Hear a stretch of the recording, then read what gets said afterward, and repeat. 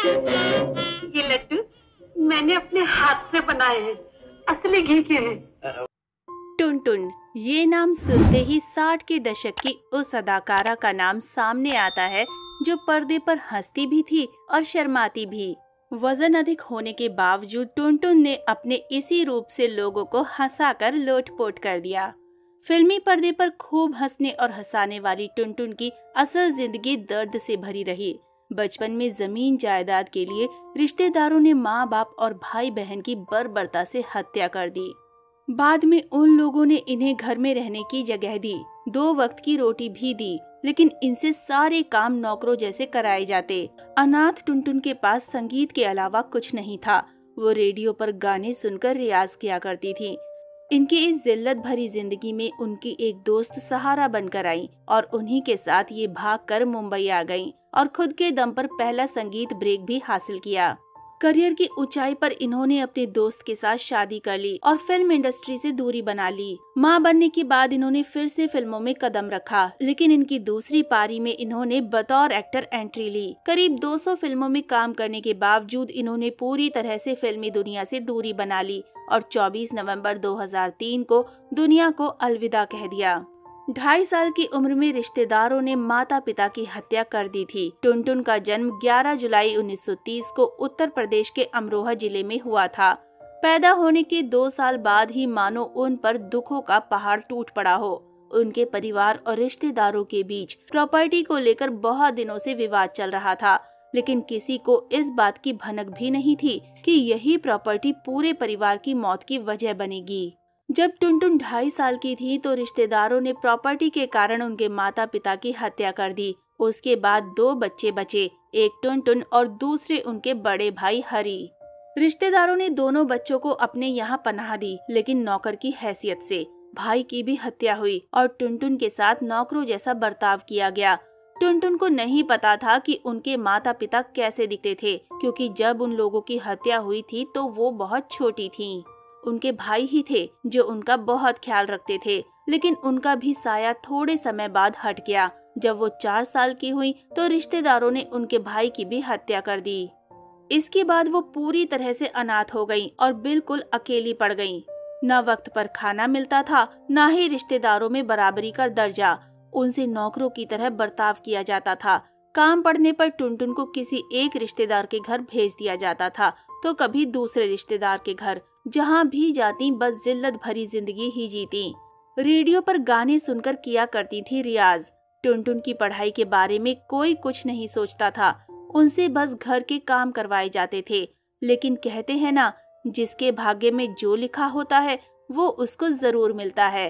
टुनटुन के साथ भी वही हुआ। उनको बचपन से ही संगीत से बहुत प्यार था। वो अक्सर रेडियो से गाने सुनकर उसका रियाज किया करती थी। इतना ही नहीं, गाने के बोल क्या हैं, संगीतकार कौन है, किस फिल्म का गाना है, ये तमाम चीजें उन्हें पता होती थीं। संगीत से खास लगाव होने की वजह से उनका भी सपना एक सफल सिंगर बनने का ही था। वो चाहती थी कि मुंबई जाकर संगीत में करियर बनाए, लेकिन उस वक्त तो उनका पढ़ाई तक करना मुश्किल था और संगीत की शिक्षा लेना तो दूर की बात थी। दोस्त की मदद से गांव से भागकर मुंबई पहुंची। रहने को घर नहीं था तो दोस्त ने दिलवाया आसरा। टुनटुन अक्सर काम के सिलसिले में दरियागंज में रहने वाले रिश्तेदार के घर जाया करती थी। एक दिन वहां पर उनकी मुलाकात अख्तर अब्बास काजी से हुई। ये वो शख्स थे जिन्होंने टुनटुन की गायकी के हुनर को देखा और समझा।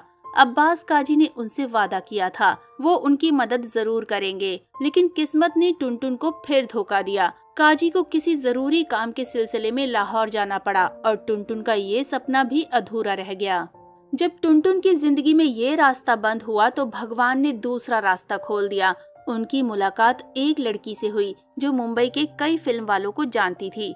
कुछ समय साथ बिताने के बाद दोनों में गहरी दोस्ती हो गई। फिर एक दिन टुनटुन ने उनको ये बात बताई, उन्हें गाने का बहुत शौक है, तो उन्होंने कहा कि तुम मेरे साथ मुंबई चलो। टुनटुन भी उस दोस्त के साथ भागकर मुंबई आ गईं। वहाँ पर दोस्त ने उनकी मुलाकात डायरेक्टर नितिन बॉस के असिस्टेंट से करवाई। नए शहर में जाने के बाद टुनटुन के पास रहने के लिए कोई ठिकाना नहीं था, तो नितिन बॉस के असिस्टेंट ने उन्हें अपने घर पर पनाह दे दी। एक्टर गोविंदा के माता पिता से भी टुनटुन की दोस्ती थी। मुंबई में कुछ वक्त बिताने के बाद टुनटुन की दोस्ती डायरेक्टर अरुण कुमार आहूजा और उनकी पत्नी गायिका निर्मला देवी से हुई। दोनों ने कई फिल्म डायरेक्टर से उनकी मुलाकात करवाई और ऐसे ही उनका संगीत का सफर शुरू हुआ। बेबाक अंदाज की वजह से मिला पहला गीत। इसी दौरान टुनटुन को पता चला कि डायरेक्टर अब्दुल रशीद कारदार एक नई फिल्म बना रहे हैं। इतनी सी खबर मिलते ही वो पहुंच गई रशीद कारदार के दफ्तर। टुनटुन उनसे पहले मिली नहीं थी तो उन्हीं से पूछ बैठी कि डायरेक्टर अब्दुल रशीद कारदार कहाँ है और मुझे उनकी आने वाली फिल्म में गीत गाना है। वो हमेशा से ही बेबाक बोलती थी। उनकी यही बेबाकी और मासूमियत अब्दुल रशीद को पसंद आई और उन्होंने संगीतकार नौशाद से कहा कि वो टुनटुन का टेस्ट ले लें। उनका टेस्ट हुआ और नौशाद साहब उनकी आवाज से इतने प्रभावित हुए कि उनको तुरंत काम दे दिया। गाना सुनकर लाहौर से आ गया एक शख्स टुनटुन से शादी करने। टुनटुन ने अफसाना लिख रही हूँ दिल बेकरार का गाने से संगीत करियर की शुरुआत की थी। इस गाने के बाद ही वो रातों रात बड़ी स्टार बन गयी। इस गाने से लाहौर बैठे अख्तर अब्बास काजी भी इतने प्रभावित हुए कि वो मुंबई आ गए। ये वही अख्तर अब्बास काजी थे जो शुरुआत में टुनटुन की मदद करना चाहते थे, लेकिन उन्हें किसी कारणवश लाहौर जाना पड़ा था। मुंबई पहुंचकर उन्होंने सीधे टुनटुन को शादी के लिए प्रपोज कर दिया। टुनटुन भी उन्हें पसंद करती थी, जिसके बाद दोनों ने 1947 में शादी कर ली। वो उन्हें प्यार से मोहन बुलाती थीं। माँ बनने की चाहत में फिल्मों से बना ली दूरी। शादी के बाद टुनटुन माँ बनना चाहती थी, इसलिए उन्होंने फिल्म इंडस्ट्री से दूरी बना ली। बच्चे हो जाने के बाद वो पहले से बहुत मोटी हो गई थी। फिल्म इंडस्ट्री में वापसी करना चाहती थी। वो सीधे जाकर नौशाद साहब से मिली। टुनटुन का असली नाम उमा देवी था। तो आइए जानते हैं उमा देवी कैसे बनी टुनटुन। बात 1950 की है।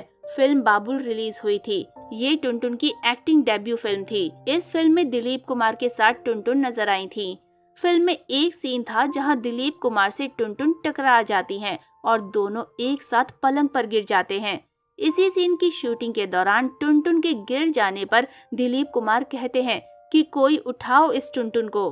दिलीप कुमार के मुंह से निकला ये नाम उनको इतना पसंद आया कि उसके बाद उन्होंने अपना नाम टुनटुन ही रख लिया। लेकिन इस बात का किसी को भी इल्म नहीं था कि इसी नाम से आगे चलकर वो एक लंबी पारी खेलेंगी। फिल्म दर फिल्म करके बन गई फिल्म इंडस्ट्री की पहली फीमेल कॉमेडियन। टुनटुन लगातार कई हिट करती गईं और सफलता की सीढ़ियां चढ़ती चली गईं। सभी डायरेक्टर फीमेल कॉमेडियन के लिए सिर्फ उन्हें ही अप्रोच करते थे। उन्होंने अपनी एक्टिंग से ऐसा कमाल किया कि वो भारत की पहली महिला कॉमेडियन बन गईं। आलम ये था कि उस दौर की फिल्मों में खास तौर पर उनके लिए रोल लिखे जाते थे। उस दौर के जो भी बड़े कलाकार थे, टुनटुन ने सभी के साथ काम किया और अपने 5 दशक के करियर में उन्होंने करीब 200 फिल्मों में काम किया था। पति की मौत ने इंडस्ट्री और एक्टिंग से कर दिया दूर। शोहरत की बुलंदियों पर पहुंच जाने के बाद टुनटुन की फिल्मों की संख्या में कमी आने लगी थी।